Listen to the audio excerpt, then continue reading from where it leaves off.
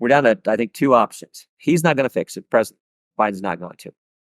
So we can wait for the election, just like this is, and it's obviously in front of mind of voters. It's one of the top issues when you do polling. So and it's a clear choice. President Trump, who had our border secure, Joe Biden, who doesn't. So we can wait for that. Or we can use the power the Constitution the framers gave us, which is the power of the purse, and we can say, on this spending bill's coming due next month, we can say, I think, one sentence: no money. Just call a timeout. No money can be used to process or release into the country any new migrant. So just say, timeout. We're not going to exacerbate the problem. We're going to stop here. We'll deal with evaluating the 8 million who've come thus far. And they'll go through the adjudication process, and we'll see if they actually are legitimate asylum seekers. But no more.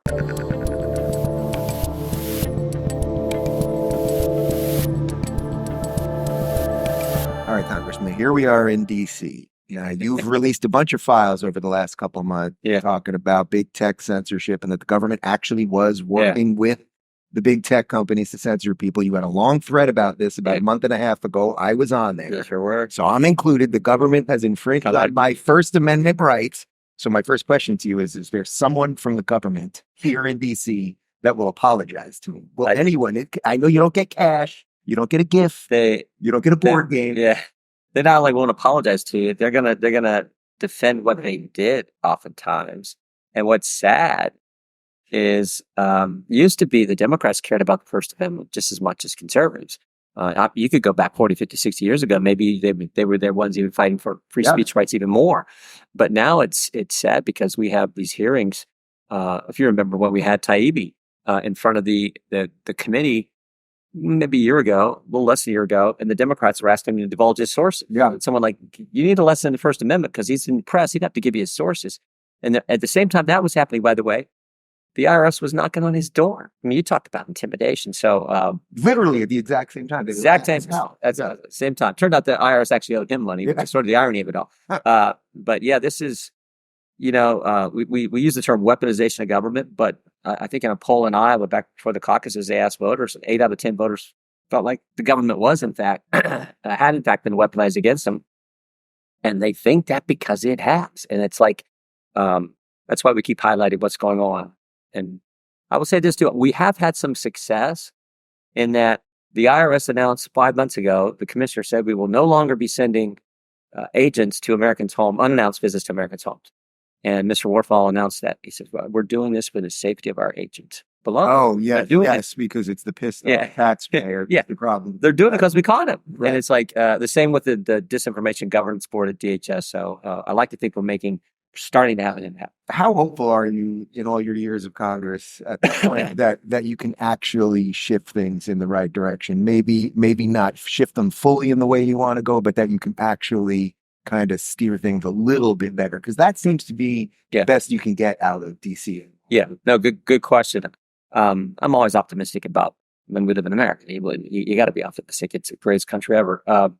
And I do think more and more voters are saying, wait a minute, this is not how it's supposed to be.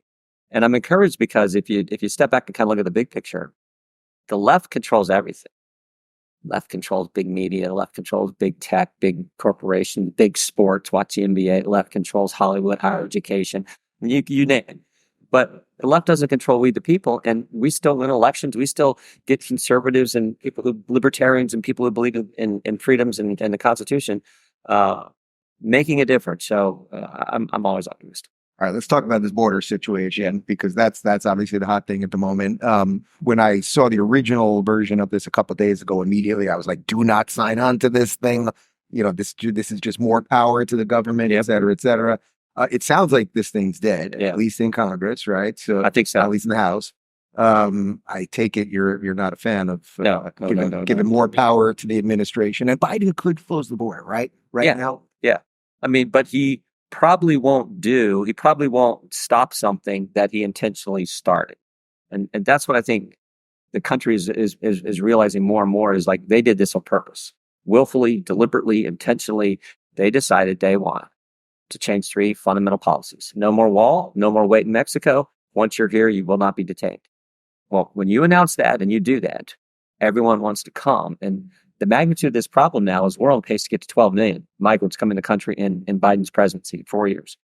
we're over 8 million of encounters and gotaways and all the terms they use. But That's on top of the 12 that we think. no, we're on pace. Well, yeah, right. We're on pace during his during his presidency to get to 12 million. I tell people that's equivalent to the entire population of Ohio. Yeah. We're the 7th largest state.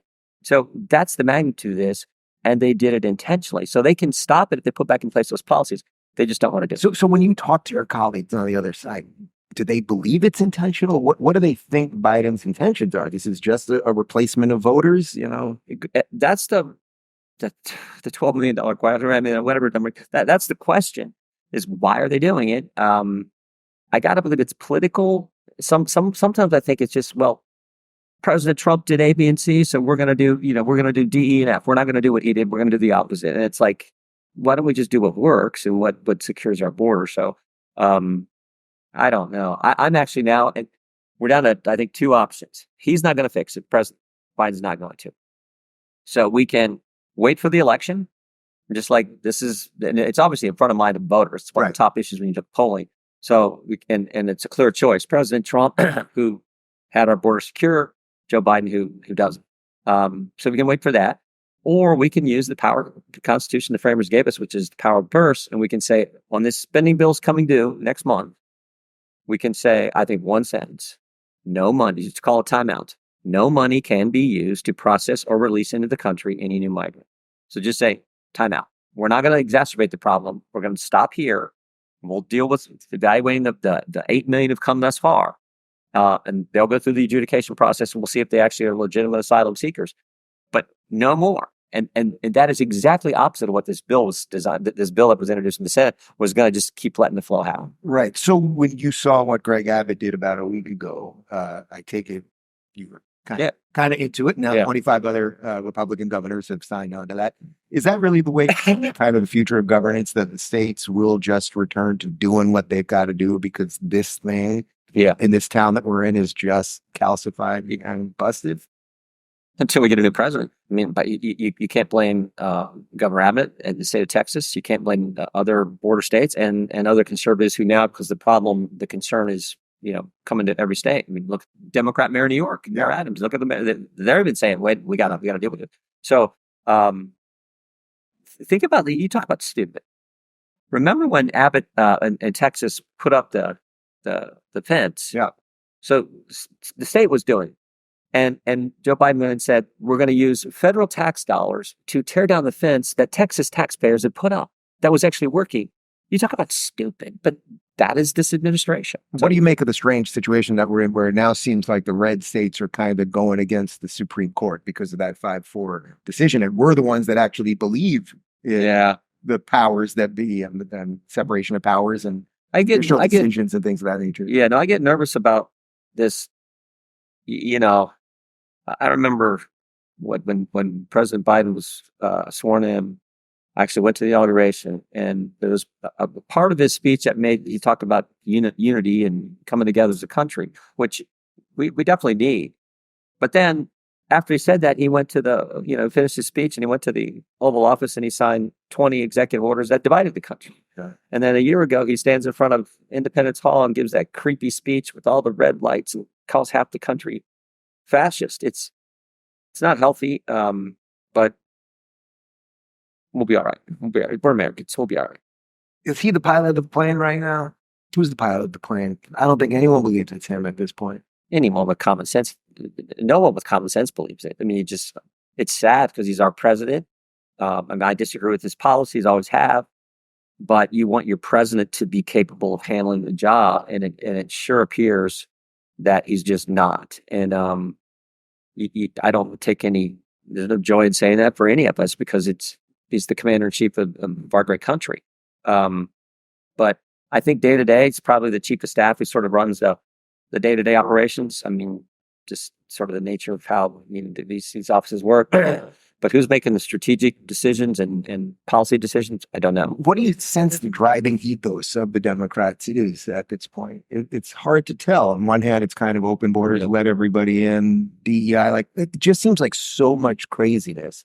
There's got to be somebody there. Fetterman is suddenly the sane Democrat. What has happened to this party? Yeah, the left has control of it. Sarah Huckabee Sanders said it best a year ago when she gave the response to the State of the Union. I thought she just knocked it out of the park, and she said the divide in America today is normal versus crazy, and it's like, I mean, you could go down the list. It is, and the left is on all the crazy positions.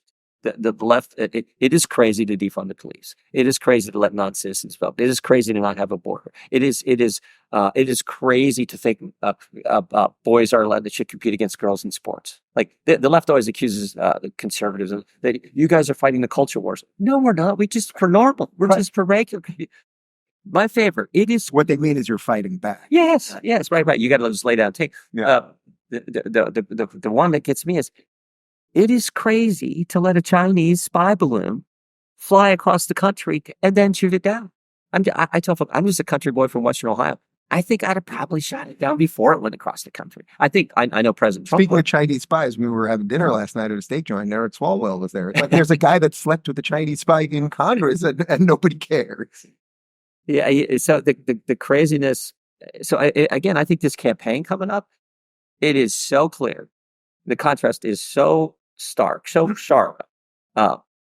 We went in literally 3 years now, and what are we at? 3 years and 17 days of the Biden administration. We went from a secure border to no border. We went from safe streets to record crime. We went from $2 gas to $4 gas. We went from stable prices to record inflation. We went from being respected around the world and straight from the Oval Office and President Trump to Joe Biden. And we've had these agencies turned against we the people. That is the campaign. Do you want Trump, who did all the things right here on the policy issues and actually projected strength from the Oval Office in foreign policy, and Hamas and Hezbollah didn't attack our best friend Israel when he was president? Or do you want Biden? And it's like, I don't see how you can make it any sharper, any clearer for the American people. And that's why I think President Trump's going to win. So you are bullish on that. It's not just that the ideas are better. It's that you actually think that the votes will be there. In some ways, it's the old Reagan question. You're better off now than you were 4 years ago. And everyone's like, no. And we're not safer. We don't have the leadership in this town that we used to have with President Trump. So I think, again, America, that common sense, I think they see it. I think he wins. I just want to bring this back to the border thing before I let you go. So can you just talk about how they put these bills together? Because I think a lot of people are looking at this thing right now and they're going, okay, whether this fixes the border, that's one part of the bill, but then there's 60 billion for Ukraine. There's all these other things in there, and people just don't understand what these things have to do with each other. And I saw Chuck Schumer, I think, on MSNBC last night, basically threatening nobody will get anything unless we get exactly what we want, which is how a 4-year-old behaves. Yeah. Like, who writes the freaking thing? When you get it on your desk, how do you look at it? How do you analyze it? Yeah. With this one, I mean, we have some great staff on the Judiciary Committee, particularly on immigration and immigration enforcement policy, who went through this. They said this bill's terrible on that area. But the White House says we need money for Ukraine. The experts in the State Department or whatever say, well, we need 60 billion or whatever the number is. And then that's the number that, Shazam, experts said we need 60 billion. So then they sit down, and it's these negotiations where it looked like it was largely just 3 members, Langford, Sinema, and Murphy. And then they come out with this product, and you're like, which is bipartisan. Yeah, right. Yeah. Now the way it's supposed to work is you actually have a committee, you have hearings. They put together legislation, and then you go to the full body. There's an amendment process, and we, the people, get to weigh in via their representative and or senator and have an impact on the legislation. And then when it's all amendments offered and debated and voted on, and then there's a final package, then there's an up or down vote versus this package that gets thrown in front of you, whether it's a spending bill, whether it's a comprehensive immigration reform bill, along with Ukraine funding. And you're supposed to vote on it. That's not how the process is supposed to work. Let's have the debate. 435 of us in the House, 100 in the Senate. Let a committee, full House, Senate, committee, full Senate, and you go. If we followed the process, we definitely get a better process. So you're saying we should do things as they were set up to be. Imagine that. Wouldn't that be something?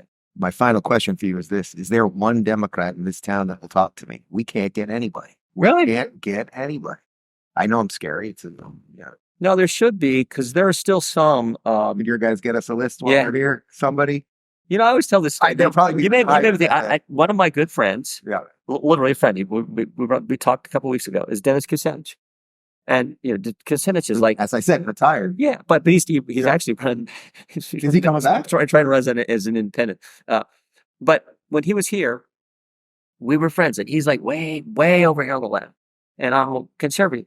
But like he believes he was an old school Democrat who actually believes in the First Amendment, and so you would think you could get because I know how much you champion the First Amendment. I think you could get a Democrat to come talk to you about privacy and First Amendment rights and Fourth Amendment liberties.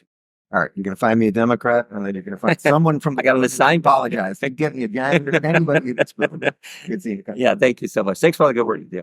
If you're looking for more honest and thoughtful conversations about politics instead of nonstop screaming, check out our politics playlist. And if you want to watch full interviews on a variety of topics, watch our full episode playlist, all right over here.